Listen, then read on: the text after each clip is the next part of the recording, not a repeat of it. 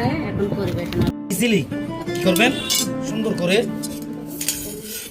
এই এই মানে আপনি সহজ পদ্ধতিতে যেভাবে ভাঙতে চান সেটা এইভাবে ধরবেন। এইরকম এই পিছনের পা আছে না দুইটা, পিছনের পা দুটাকে এই দুইটা পাকে এরকম ধরবেন, তাহলে ইজি হয়ে যাবে। এবার বসাইয়া সুন্দর করে চামচের বা কোনো লোহার জাতীয় কিছু দিয়ে এমনি একটা চাপ দিবেন, তাহলে আপনার আর ভয় নেই। যে দুইটা দিয়ে কামড় দেয় ওই দুইটা আপনি যদি ভেঙে ফেলেন, সবসময় রাখবেন এই পা দুটো যদি আপনি ধরেন তাহলে কামড় ধরে এরা কমিয়ে থাকে না, সুযোগ থাকে না। তাহলে আপনার বহুর জন্য সুন্দর করে এটাকে ভালো করে কুটে খাইটা পরিষ্কার করে দিয়ে দেবেন। বিশেষ করে এগুলো মেয়েলি কাঁকড়া তো সবসময় আপনি কেনার সময় মেয়েলি কাঁকড়া দেখে নেবেন। মেয়েলি কাঁকড়া নিলে হয় কি ওখানে একটু ঘিরি থাকে তো, ক্যালসিয়াম বেশি আছে তো মজা হয় আর কি। রান্না করলে বোনা করলে মজা হয়। কাঁকড়ার এই হচ্ছে মজা। এই সুন্দর করে কীভাবে ভাঙতেছে দেখেন, এইভাবে ভেঙে নিল। ভাঙ্গা এর মধ্যে যত আবর্জনা আছে যেটা আপনার লাগবে না আর কি, আবর্জনা না, কিছু কিছু জিনিস কাঁকড়ার আছে যেগুলো খাওয়া যায় না, ওটা ফেলে দিতে হয়, ওটা ফেলে দিচ্ছে আর কি। ফেলে দিয়ে আপনার আসল যেগুলো লাগবে ওগুলা সুন্দর করে এইভাবে দুই ভাগ করে বাস নেবেন। ঠিক আছে, আপনারা দেখে নেন পদ্ধতিটা কীভাবে ভাঙবেন বোনা করার।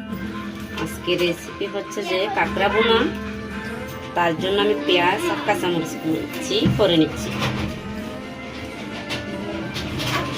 পেঁয়াজ কুচি আর কাঁচামরিচ কুচিটা আমাদের কমপ্লিট হয়ে গেছে।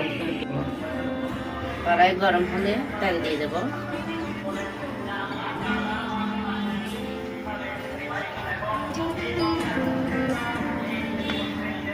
ফোড়নে দিলাম পেঁয়াজ,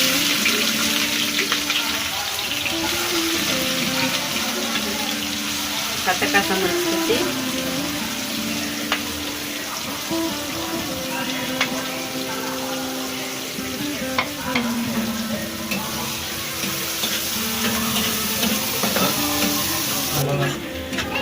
পেঁয়াজগুলো তো নরম হয়ে গেছে।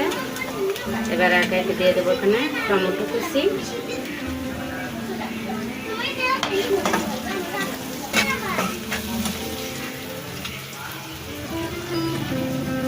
হলুদ গুঁড়া পরিমাণ মতো, মরিচ গুঁড়া পরিমাণ মতো, ধনে গুঁড়া পরিমাণ মতো, জিরা গুঁড়া পরিমাণ মতো, দিচ্ছি সামান্য লবণ।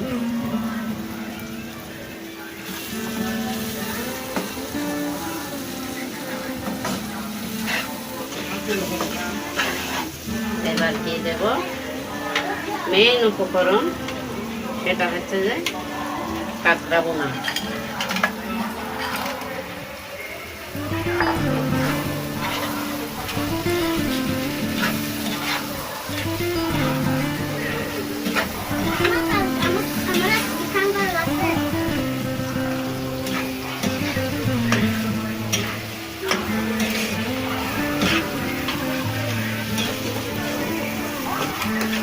এবার কিছুক্ষণ রেখে তারপর দিব একটু পানি, তারপর দিব সেই কাঁকড়ার গিলাগুলা।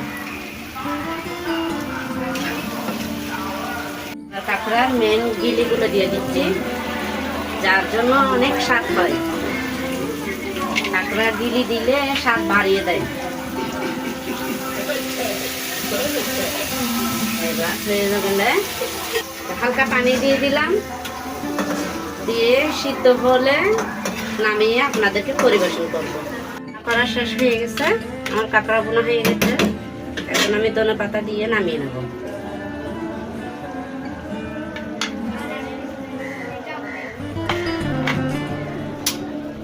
আমাদের কাঁকড়া বোনা হয়ে গেছে, এখন পরিবেশনের পালা।